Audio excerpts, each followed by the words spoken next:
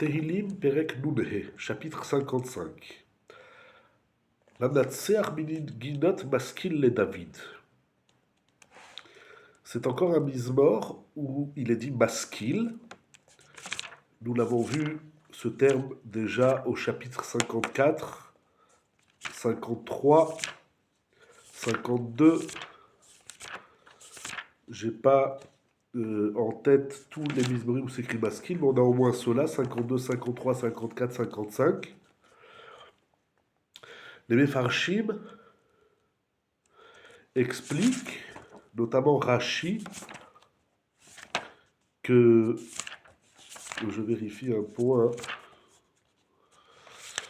que le terme maskil, c'est lorsque David Ameller, en plus d'être une tfila, comme on a déjà vu, Teilim, c'est des tfilotes, c'est des prières que David Ameller a prononcées dans certains moments, événements de sa vie.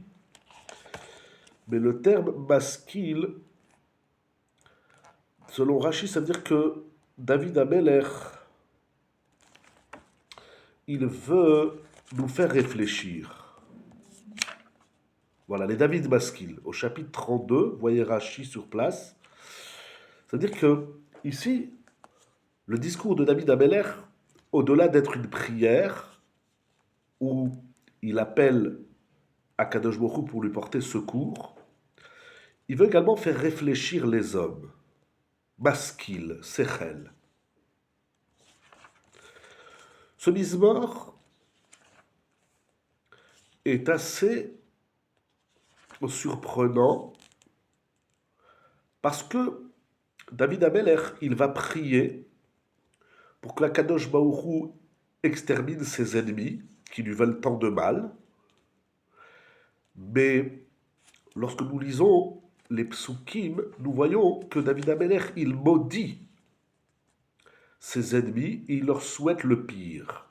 Alors, nous savons que maudire, c'est très grave dans la Torah, c'est un lav lotekalel cheresh.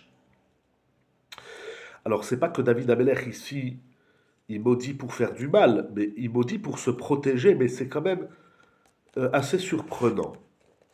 Ce qui est d'autant plus surprenant, c'est que si selon le Sforno, les ennemis dont fait référence ici David Ameller, ce sont les serviteurs de Shaoul. Nous savons durant toute l'histoire que Shaoul poursuit David Ameller. Il essaye de le tuer plusieurs fois. C'est en soi perturbant. On n'est pas habitué à ce genre de combat entre des grands hommes, mais ça c'est toute l'histoire de Shaoul et David, c'est à approfondir comme sujet. Et donc selon le Sforno, il maudit les serviteurs de Shaoul. Selon le Radak, ramené ici dans Teilim Betifta, c'est lorsque David Ameller fuit son fils Avshalom, qui se rebelle. David Ameller a un fils, donc Avshalom, qui veut destituer son père de la royauté et il veut être le roi. Et il va, à plusieurs occasions, tenter de tuer son père. C'est incroyable. Et lorsque Avshalom veut tuer son père, il va prendre conseil auprès de Achitophel. Alors Achitophel, c'est aussi un personnage assez emblématique et mystérieux parce que Achitophel, les sages nous enseignent dans Masechet Avot qu'il est le maître de David Ameller. Il est même le conseiller de David Ameller. C'est un homme de bon conseil. Mais à un moment donné, il vire, il change de camp et il va donner des conseils à Avshalom pour tuer David Ameller et le destituer de la royauté. C'est un homme qui a une histoire intéressante, comme on le voit dans le Tanakh. Il faut étudier l'histoire, plus en détail, de façon plus approfondie. Mais donc David Ameller, il a des ennemis du côté de Shaoul, son beau-père, et du côté de son fils Avshalom, conseillé, soutenu par Achitophel. Ce qui est intéressant, c'est qu'Achitophel, il a un fils qui s'appelle Eliam, qui a une fille qui s'appelle Bathsheba, qui va devenir l'épouse de David Ameller. Donc il est le grand-père de l'épouse de David. Et donc ce sont ces personnages que David Ameller maudit, parce qu'ils le poursuivent et ils mettent sa vie en danger. À quoi cela doit nous faire réfléchir? C'est quoi le maskil? Les man yedou adorot habayim et sof hareshaim velo yezidun od. Afin de nous faire réfléchir sur la fin tragique des mécréants, des impies. Et lorsqu'on prend conscience de la fin tragique, parce que Avshalom, Achitophel, Shaoul, ils vont mourir tous de façon assez singulière, comme on le voit dans le Tanakh. Shaoul, il est poursuivi par ses ennemis, il va demander à son serviteur de le tuer. Avshalom, vulgairement, il est pendu, il avait des cheveux longs et ses cheveux, lorsqu'il est dans sa cavalerie, s'attrapent sur un arbre et il est suspendu. Et donc il y a le serviteur de David qui va le tuer, et Achitophel se suicide, à l'âge de 33 ans d'ailleurs. C'est incroyable. David Ameler, c'est à cela qui veut nous faire réfléchir. Dans la vie, tu fais des choix. Dans la vie, tu vis ta vie, tu fais ce que tu as à faire. Mais prends conscience de là où tes choix te mènent. On connaît cette idée. Mais on a besoin d'exemples vivants, d'expériences, parce que l'homme se croit toujours plus sage et plus intelligent que les autres. Je ne sais pas pourquoi ces messages ne suffisent pas, parce que malheureusement, il y a... On n'a pas parlé ainsi dans le peuple d'Israël, et c'est pas bien de condamner le peuple d'Israël, c'est vrai. Mais c'est aussi une réalité que malheureusement, il y a des réchaïm qui font beaucoup de mal. Si l'homme il est rachat dans son coin, il fait ses avérotes, ça le regarde, c'est grave bien évidemment. Mais si la mécréance de l'homme le conduit à faire du mal aux autres, ça c'est très grave. Et là, David Ameller nous dit quelque chose d'incroyable. Il va même écrire donc ce Teilim pour prier et maudire ses ennemis. Le but, c'est maskil, c'est de nous faire réfléchir sur cette fin tragique des Réchaïm. Regardez ce qui arrive aux hommes mauvais, aux Réchaïm. Arrêtons de penser, depuis que le monde est créé, jusqu'aujourd'hui, en 5783, veille de Rosh Hashanah, que ce ne sont que les autres impies qui meurent, mais nous, on peut être rachat et on peut s'en sortir. C'est pas comme ça. D'ailleurs, selon le Sefer HaKadmon, la Ségoula du Mizmor 55, du Perek Nun-He, les Shalem Gemoul Leoivim, c'est encore une prière comme nous avons vu dans le 54, où celui qui veut voir la chute de ses ennemis, celui qui lui font du mal avéré, du mal soutenu, il y a des critères, qu'est-ce qu'on appelle le mal. Et c'est pas dès que quelqu'un m'énerve ou je le déteste, alors j'ai le droit de le maudire, Chas v'chalila, c'est assourd. Mais quelqu'un qui veut vraiment du mal, quelqu'un qui fait du mal, eh bien, on a le droit de prier pour sa chute. D'ailleurs, nous avons une des bénédictions de la Hamida, la Minim et la Malchinim, où nous prions pour qu'Akadosh Baruch Hu extermine les hérétiques et les délateurs. C'est une bracha qui est violente. On n'est pas habitué à ça aujourd'hui. On est dans un monde plutôt tolérant.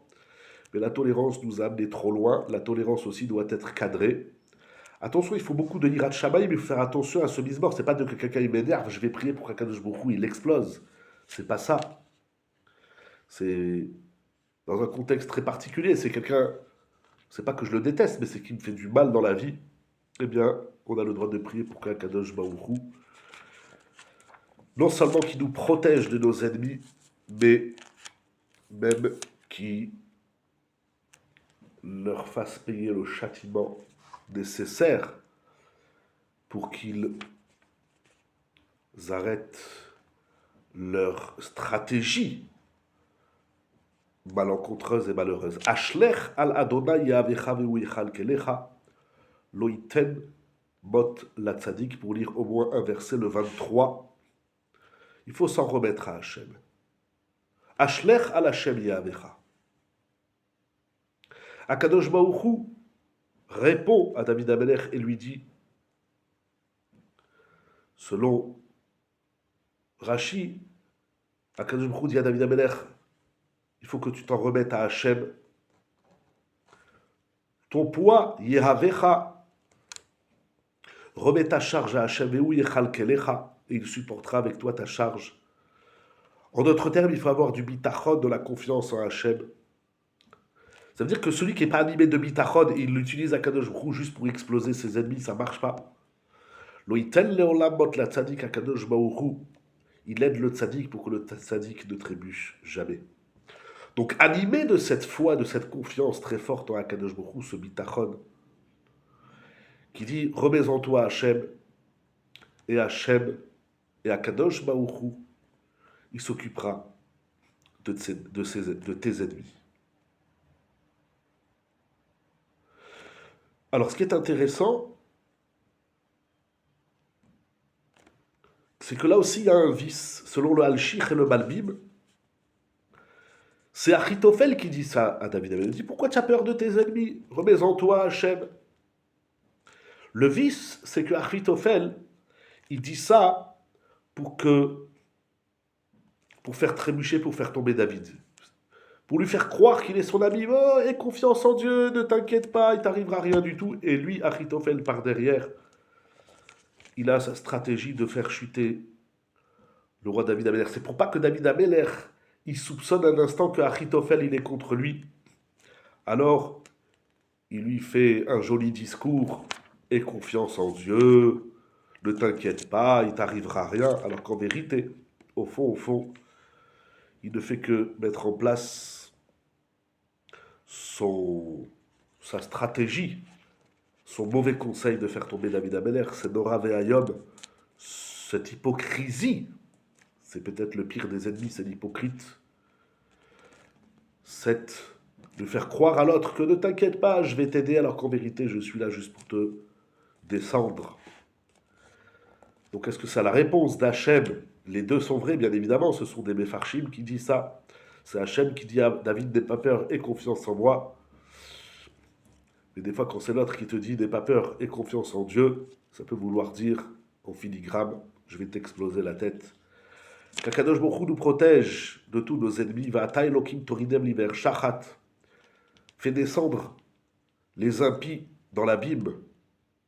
Achitophel et ses ennemis envoyés dans le Gehinom. Ce sont des hommes de sang, Anshedamim ou Mirma. Voilà, ils sont rusés.